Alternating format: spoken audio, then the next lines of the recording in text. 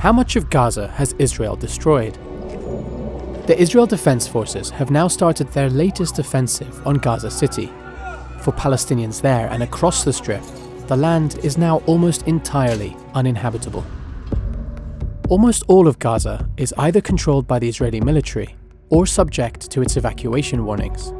Most of the remaining population now lives within this small area. Much of Gaza has been flattened.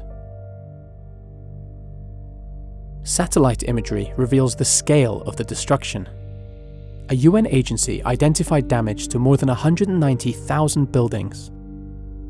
That's 70% of Gaza's pre-war structures.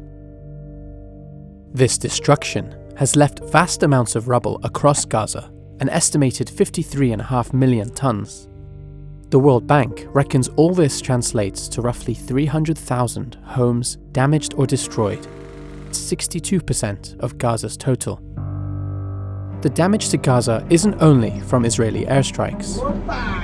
Israeli forces have used demolitions and bulldozers to destroy residential areas. The IDF has said it only destroys buildings out of military necessity in its fight against Hamas. But there is ample evidence to suggest otherwise. One objective appears to be to create a military buffer zone along Gaza's border.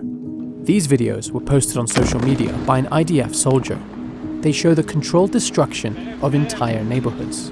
They were reportedly taken in Ghaza'a, a town in southern Gaza. By July 2025, it was completely flattened.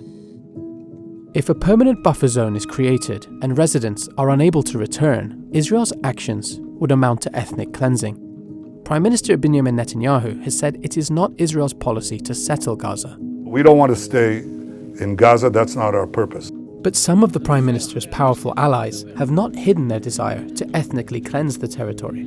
צה"ל ממשיך עוד לטהר ולהפוך כל אבן ולהשמיד תשתיות. האזרחים העזתים מרוכזים בדרום, מיואשים לחלוטין, מבינים שאין שם תוחלת ואין מה לחפש בעזה, ומחפשים רילוקיישן להתחיל חיים חדשים במקומות אחרים. People in Gaza have begun thinking the unthinkable. A survey conducted in May by a leading Palestinian pollster found that 43% of residents would be willing to emigrate at the end of the war. That's striking because Palestinians have a well-grounded fear that if they do manage to leave, Israel will never let them return. Israel's actions in Gaza are leaving Palestinians there with an impossible choice: be forced out or fight to survive in a place that's almost entirely uninhabitable.